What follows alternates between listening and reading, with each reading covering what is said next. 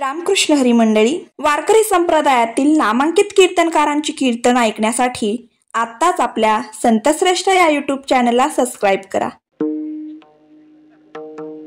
तरले तरती हा भरवसा, तुम्ही माझ्यावर भरोसा ठेवा, नाही जास्त वेळ घेत.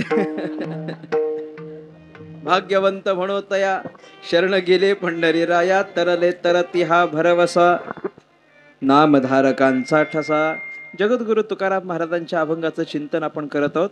तुकाराम महाराजांनी या अभंगातून भगवंताला सर्वार्थानं शरण गेलेल्या व्यक्तीला भाग्यवंत असं म्हटलेलं आहे.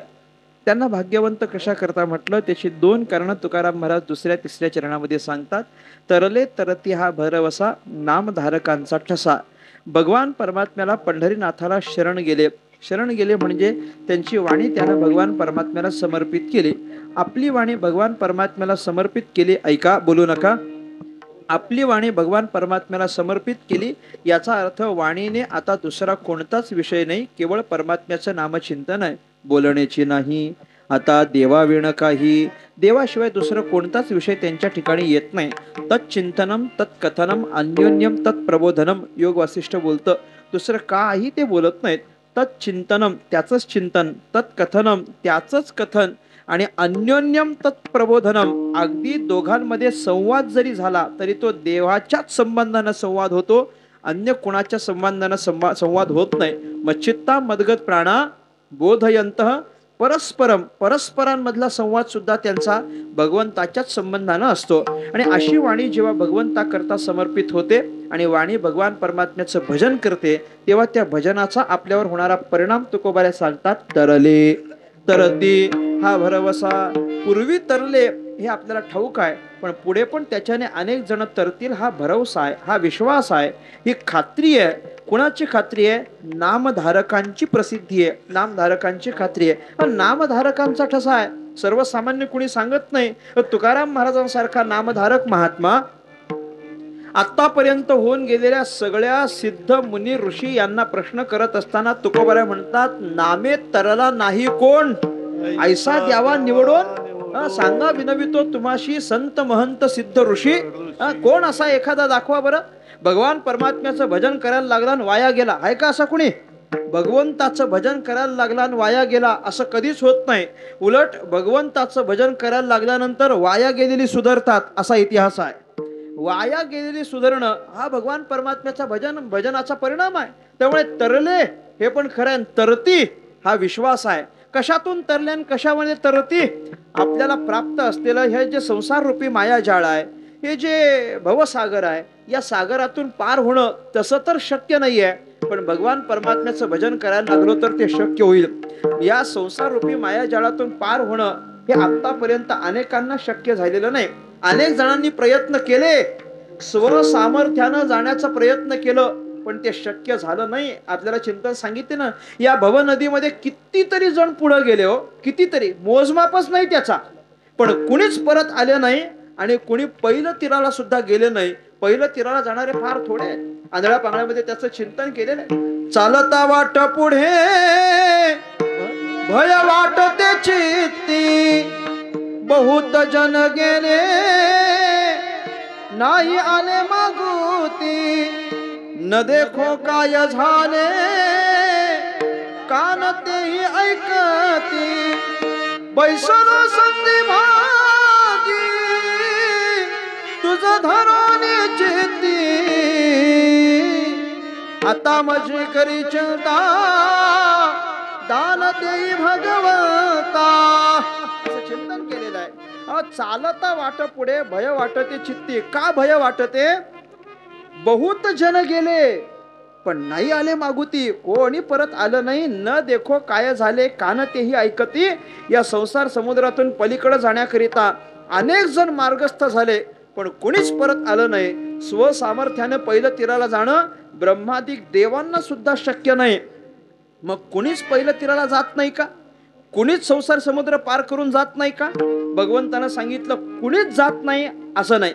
या ठिकाणी सुद्धा तरणं शक्य आहे, पण ते कुणाला शक्य आहे?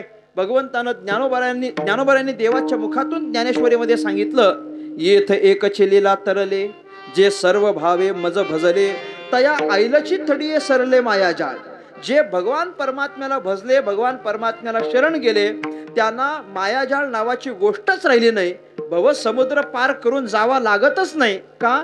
त्यांचं पलीकडचं तीर अलीकडच्याच तीराला येऊन ठेपतं. म्हणजे भवसागर नावाची गोष्ट त्यांना राहत नाही. तरले तरती हा भरवसा नामधारकांचा ठसा.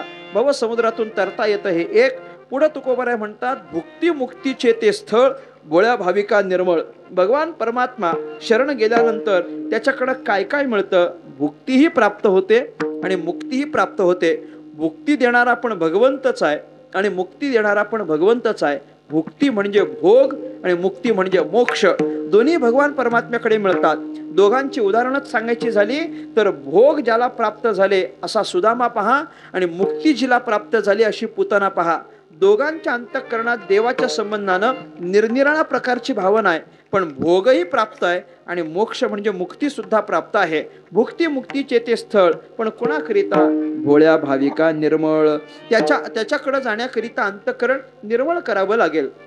भोळ्या भाविका, अंतःकरण भोळं झालं पाहिजे, भाविक झालं पाहिजे, निर्मळ झालं पाहिजे. निर्मळ अंतःकरणाच्या सगळ्यांचा तो स्वीकार करतो. अंतःकरणात मळ नसावा. बरं, भगवान परमात्म्याला शरण जाण्याकरिता अंतःकरणात मळ नसावा.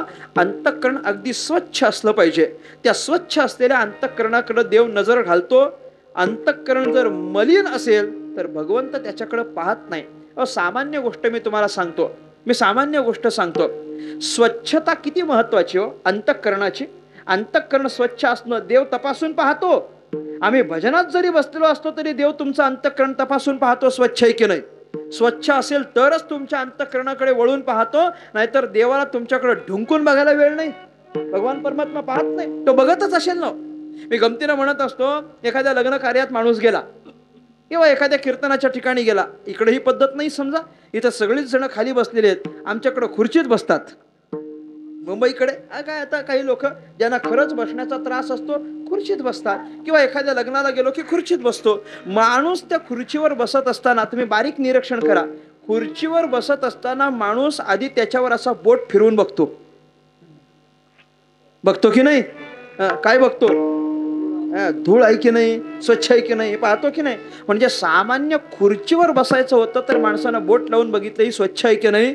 तो तर देव आहे, तो तुमचं अंतःकरण तपासून बघेलच ना स्वच्छ आहे की नाही. म्हणून अंतःकरण स्वच्छ असेल तरच तो भगवान परमात्मा स्वीकार करतो, अन्यथा करत नाही. भोळ्या भाविका निर्मळ.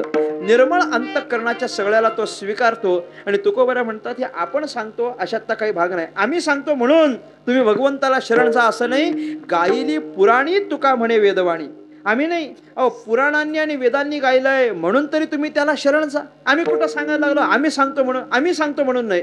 भगवान परमात्म्याला शरण जा असा निवाडा वेदांनी आणि पुराणांनी दिलाय, म्हणून तुम्ही त्याला शरण गेलं पाहिजे. विठ्ठला विठ्ठला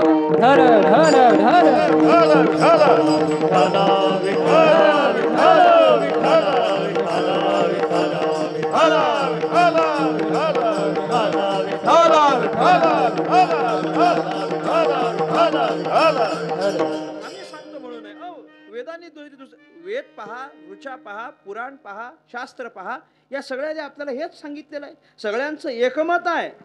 मताला भिन्न करणारे आपण आहोत, नाही तर सगळ्यांचं मत एकच आहे की नाही. वेदशास्त्र प्रमाण, श्रुतीचे वचन, एक नारायण. सारं वेद शास्त्र श्रुती. बरं ते सोडा, चहुवेदी जाण, साई शास्त्र कारण, 18ही पुराणे कुणाशी गाती हो? हरीशीच गाती ना. सगळे जण देवाकडेच येतात. आपण दुसरं काहीच करू नये. त्या वेदांनी आपल्याला सांगितलेलं आहे, म्हणून तरी त्याला शरण गेलं पाहिजे. वेद अनंत बोलिला, वेद अनंत बोलिला, अनंत बोलिला, वेद अनंत बोलिला, वेद अनंत बोलिला, वेद अनंत बोलिला, अनंत बोलिला, वेद अनंत बोलिला. अर्थ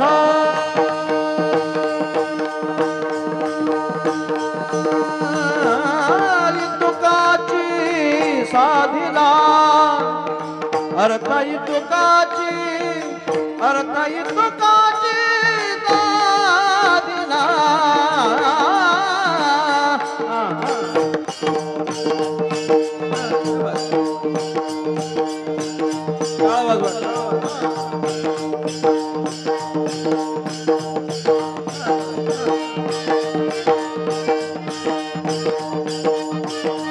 अर्थाई तुकाची साधिला अर्थाई तुकाची साधिला विठोबासे शरण दाने विठोबासे शरण दाने अर्थाई तुकाची साधिला अर्थाई तुकाची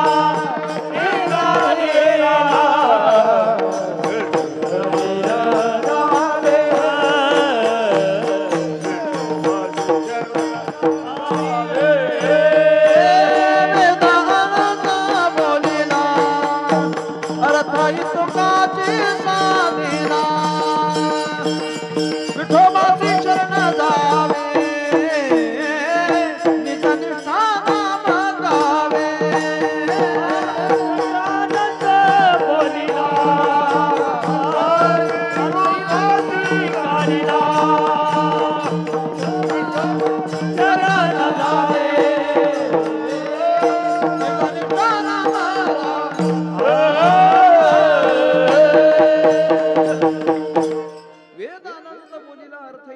साधिला. काय अर्थ साधिला?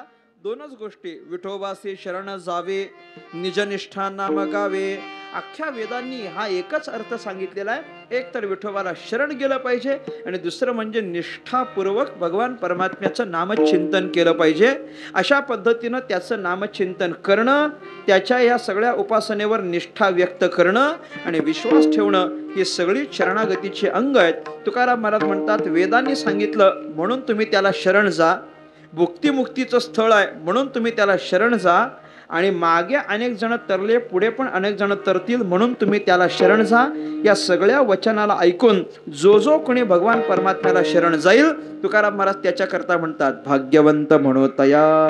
त्याला तुकाराम महाराजांनी भाग्यवंत असं म्हटलेलं आहे. तुकाराम महाराजांच्या अभंगाच्या या दृष्टीनं भाग्यवंत पुरुषाच्या काही लक्षणांचं चिंतन करण्याचा आपण प्रयत्न केला. सुरू असलेला, संपन्न होत असलेला, आपल्या ह्या लोहारा परिसरातील भाविकांच्या एकत्रित येण्याने संपन्न होत असलेला 25व्या वर्षातला भव्य दिव्य अखंड हरिनाम सप्ताह आणि सप्ताहातील आजची ही 7व्या दिवसाची कीर्तनाची सेवा आहे.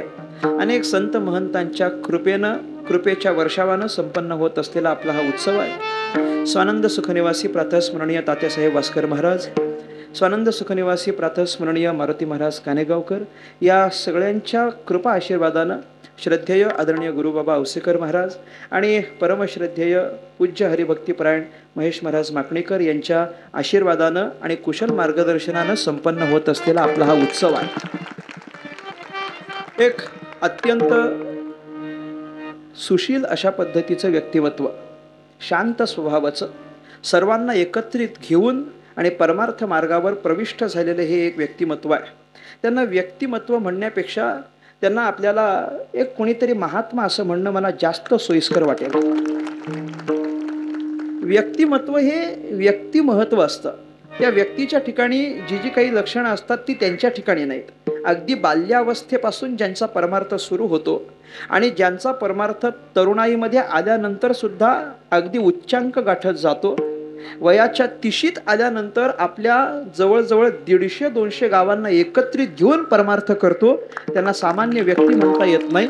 त्यांना एक महात्मा म्हणावं लागतं. आदरणीय महाराजांच्या आज्ञेनं इथपर्यंत येण्याचा हा सगळा खटाटोप आहे. वास्तविक आजची सेवा ही महाराजांचीच होती.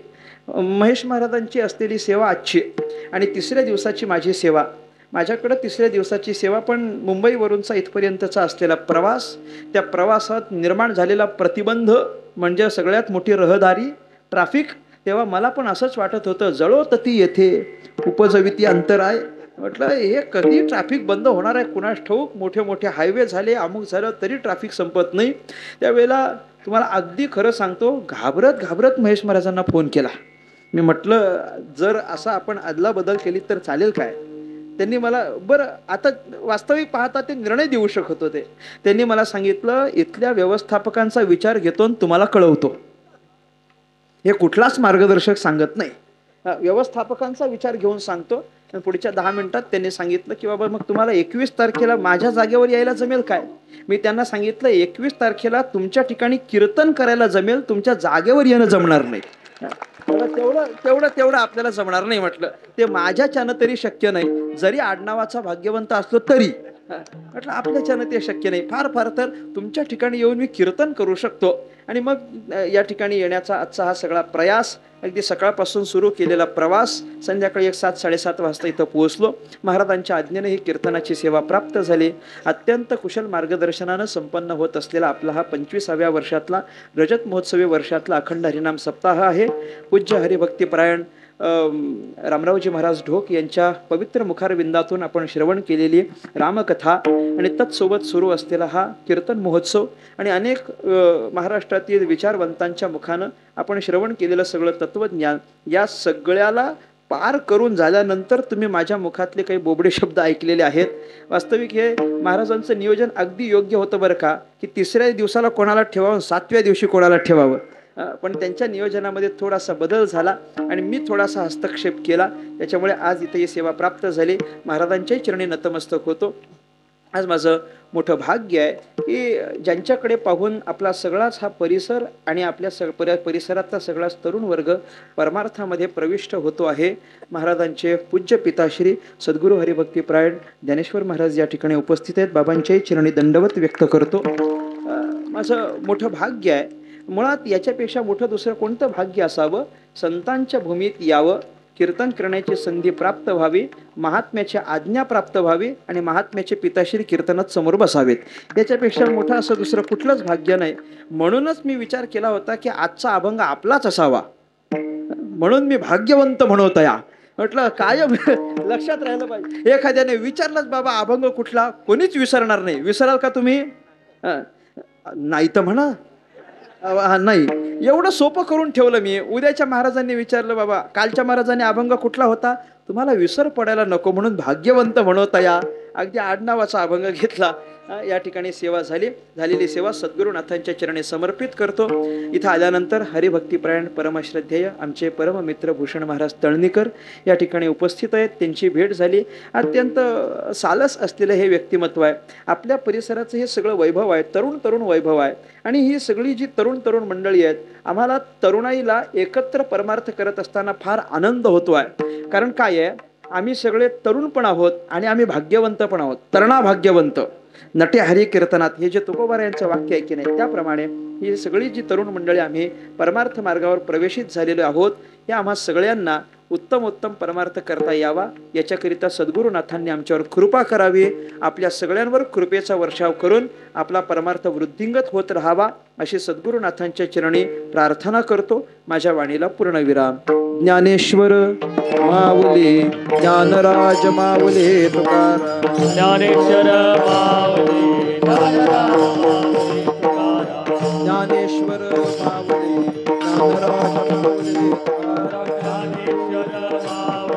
ज्ञानराज माऊली ज्ञानेश्वर ज्ञानेश्वर ज्ञानेश्वर माऊली ज्ञानराज माऊली ज्ञानेश्वर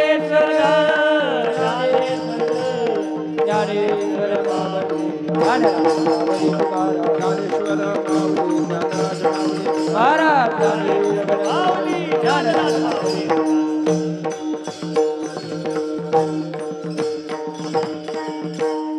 जशी अनेक सगळी मंडळी या परिसरात इथं उपस्थित आहेत की नाही, तसं आज माझा हा सगळा जो 500 किलोमीटरचा प्रवास चांगला झाला की नाही. आमच्या परिसरातील एक प्रसिद्ध पुरोहित हरिभक्तीपरायण आदरणीय सुहास महाराज कुलकर्णी आमच्यासोबत उपस्थित राहिले, म्हणून त्यांची अनेक आभार व्यक्त करतो.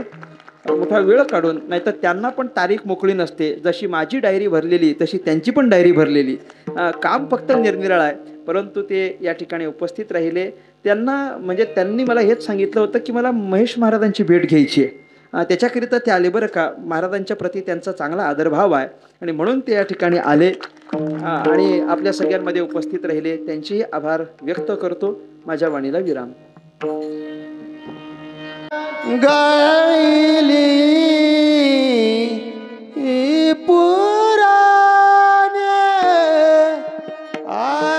गायली पुराणे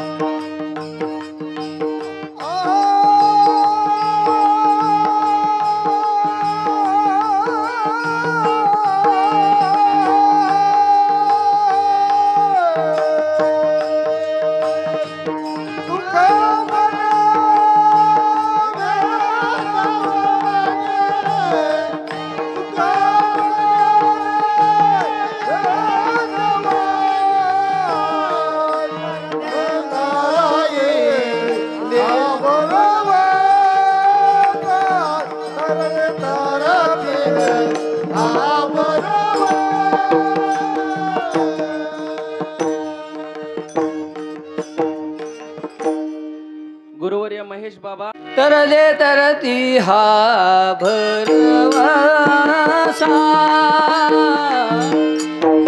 तरले तरती हा भरवसा तरले तरती हा भरवसा तरले तरती हा भरवसा तरले तरती हा भरवसा तरले तरती हा भरवसा तरले तरती हा भरवसा तरले तरती हा भरवसा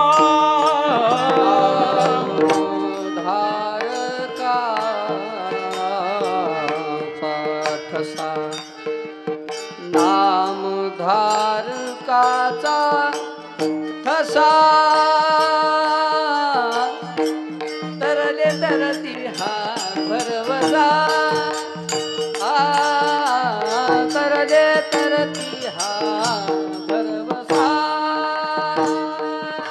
नाम धारकाचा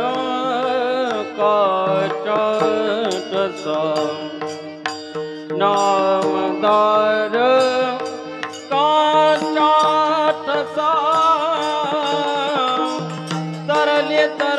हा परवसा तरले तरती हा परवसा नाम धारता ठसा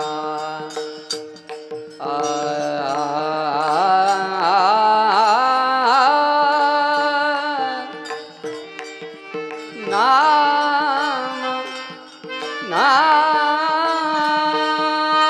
नाम धारता